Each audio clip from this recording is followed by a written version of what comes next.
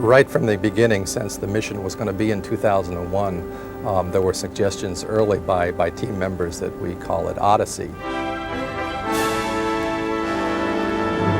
People ask me, well, are you disappointed that we haven't gotten farther than we have now that 2001 is really here? And I feel the opposite. You know, when I watched that movie as a kid, I didn't really expect that we'd be having orbital space stations. So I think we've come a remarkably long way.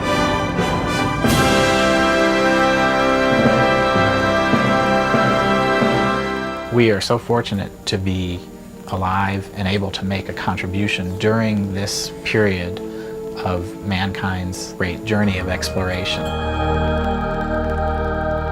35 years ago, this kid was enthused about what was going on in the Mercury and Gemini program, and that's what got me to this job today. Some kid is out there hopefully listening to this, and 35 years from now, when we are hopefully sending humans to Mars, they will be participating in that effort. I think what we are today, it was because somebody ventured to explore it. I think it is imperative that we see what is out there, because it teaches us actually more about our own selves. There actually are quite a few reasons why mankind is interested in Mars. Science fiction has always had aliens coming from Mars. That's part of it. But from a scientific standpoint, Mars is the most Earth-like. We find volcanoes. Mars has earthquakes. Mars has ice caps. Mars has clouds. Mars has wind and an atmosphere. There's sand dunes. There's dust storms. There's even dust devils on Mars. If you walked on Mars, you would feel very much at home. On Earth, a prerequisite for life is water. That is also probably a prerequisite for life elsewhere. Water and finding water and understanding the history of water on Mars is a really high priority. Mars is a planet in which the record of water is hiding. And we're trying to play the greatest Sherlock Holmesian detective story in the history of exploring our solar system by finding its clues. So we have to use new tools. There are very distinctive landforms, features, that can only be created by a fluid.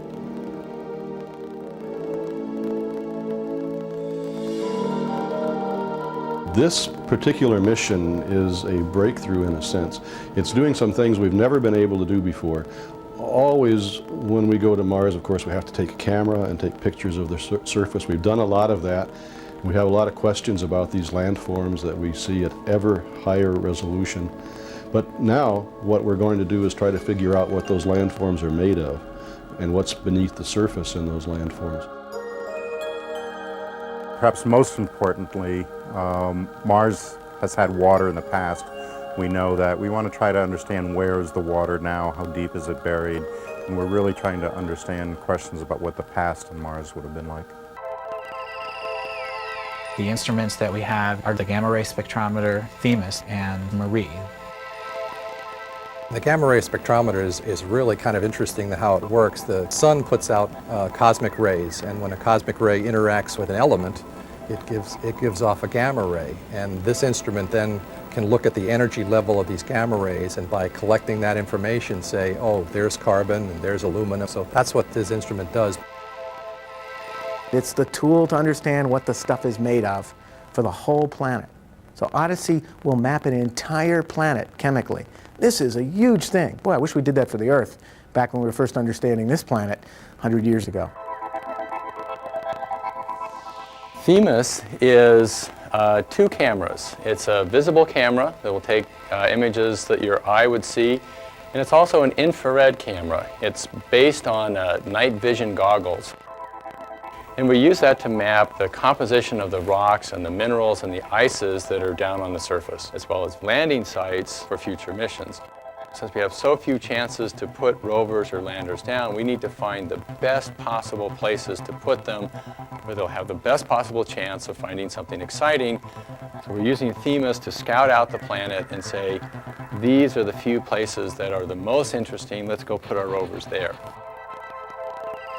The third instrument on the Odyssey spacecraft is Marie, the Martian Radiation Environment Experiment. The purpose of the instrument is to record radiation events that are likely to be harmful if a human were traveling in that same location in space. It's very difficult to do studies on humans. We are carrying these studies out now to come up with optimal designs of shielding. Humans will no doubt go to Mars one day, and we're going to have to figure out how to make that place survivable. My wife was a second grade teacher, and she asked me to come to her class one day and give a talk. And the first question I got from one of the little kids was, "Where's the human sit? Where's the person sit?" And I said, "Oh, this is a robot." And I had to go through the explanation that this is a robotic exploration, and that's our precursor before we send humans. If you can imagine putting a spacecraft together, they need a team that's in this clean room that wears the clean bunny suits. I kind of compare it to a lot of kids will build these little plastic models that come in the boxes, and you get this box and there's all these little plastic pieces in there, and it comes with an instruction sheet that shows you, where this piece fits with that piece. It's kind of the same thing what I do. When you put an instrument on a spacecraft, you've got to make sure that all the interfaces are compatible with one another. An example of that is electrical interfaces have to be compatible. An analogy to that is a video game that you may have. You have to make sure that the adapter that you plug into the video game and that goes into the TV are all the right type of cables. We pretty much started into the spacecraft assembly activity in January of 2000. We shipped to the launch site in the Special Air Force C-17, January of 2001. The type of character of the people that you'll find here, those that want to do more than just a daily job. They're very excited about it. It is very important to them. They take a lot of pride in the work. The spacecraft must support the science instruments. It must be able to get the instruments to Mars. Of course, we must be able to launch the spacecraft with the instruments on it. 3, 2, we have main engine start, 0, and liftoff of the spacecraft. Programs are going in on time. It looks good. It's very difficult to get to Mars because we have to escape the gravity from the Earth in order for us to get to Mars. Main engine and verniers are looking good. The first stage uses kerosene fuel plus oxygen, liquid oxygen, mixed together to make a very hot fire. That's the main engine. We also have attached 9 solid rocket motors. These are kind of like bottle rockets, only they're huge. We have solid motor jettison, all came off. Rates look good, on through Mach 1. Looks like a nice clean solid jettison, and main engine and verniers continue to go well. The Delta rocket will propel the spacecraft up to about 17,000 miles per hour. Stage separation has occurred, and we have second stage ignition. Ignition is normal with an oscillating regulator, looks fine. Regulator oscillations are damping out, chamber pressure looks good. Fairing is off and fairing separation look good. The interesting thing about trying to get it to another planet is you have an Earth spinning on an axis, you have a Mars spinning on an axis. Both of these planets are revolving around the sun on different elliptical orbits, and you have to try and time your time frame of when you're spinning on Earth and targeting the position that you want to launch on to get where you want to go around Mars, which is also spinning at the same time. So yeah, it becomes a major mathematical equations that the guys at JPL are really quite good at. There's a lot of challenges in getting to Mars and making sure you have power. You're about twice as far away from the sun as we are on Earth, and so the amount of light you get from the sun is quite a bit smaller. So that's why we have to have even bigger solar arrays to compensate for that. I am the driver of the spacecraft, basically. When it needs to do something, I'm the one that tells it what to do. We'll initially send the commands from the control center in Denver, and then they'll go out to one of the DSN stations, and then they'll radiate them to the spacecraft, and just the astronomical distances require 7 to 14 minutes for the commands to reach them. If I told you you're going to take a 6-year journey in your car, but you can't have any maintenance, you got to load all the fuel, everything you need, and just call home once a day, and you're on your own, that's what makes these vehicles so complicated. The way you face the challenges, I mean, you get a good team, you work with a good team. You know, if you're the project manager, you're fortunate in being able to pick some good people, and you build a whole team from the start, and it's the whole team that really does the work. And the team reinforces each other. You know, my idea of a team is they never let another member fail. That's what a team is. I think the most exciting part about the job is the people. You come across so many interesting people who know so much, who are so very, very, very excited about what they do. And it's constantly a learning environment. You don't just sit still, you're learning and you're looking for improvements, and everybody is looking for improvements and ways to do things better. The number of disciplines that it requires to create this instrument and to pull off a mission like this goes from anywhere from a business background to an engineering background to a physics background. So you can really choose whichever portion of it excites you and use that interest to be involved. When I was a kid, I liked to solve puzzles, you know, crosswords, logic puzzles, stuff like that. And so that's kind of what engineers do. I'm a major in the Air Force, and I'm the operations officer here at the 1st Space Launch Squadron. And I'm basically in charge of the men and women who are going to run the countdown on the Air Force side. And I'm very excited to be part of this whole idea of searching for life on another planet.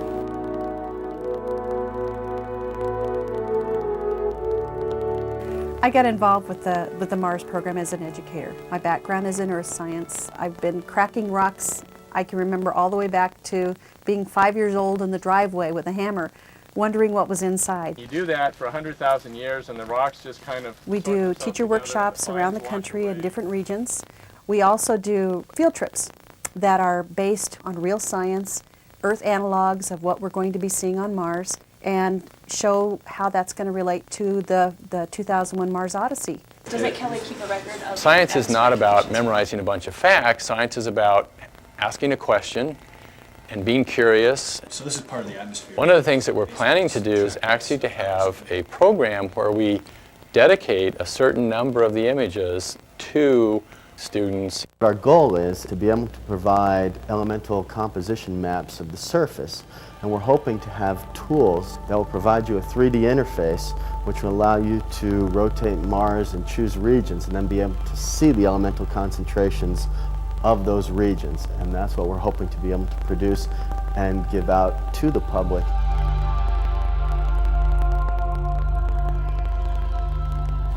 Should be very cool. I'm actually very excited. We're not just a standalone mission. We're part of a larger Mars program, and we're building on the work that's gone before us. We're standing on the shoulders of projects like Viking, projects like MGS, which has returned incredible images from Mars. This Mars exploration program, it's not just for scientists, it's for everybody. And people, young and old, can follow along with it and actually feel like they're participating in exploring Mars. This isn't science fiction. This is happening now. You're going to see things in your lifetime that we never believed we would ever see. You're like in the front row seat of what's going to be happening, and it's going to be you guys that do it. I think if we can continue to live together on this planet, the future is just incredible. I will probably be an engineer who lives on Mars, building spacecrafts and flying in them too, to test them. Bye.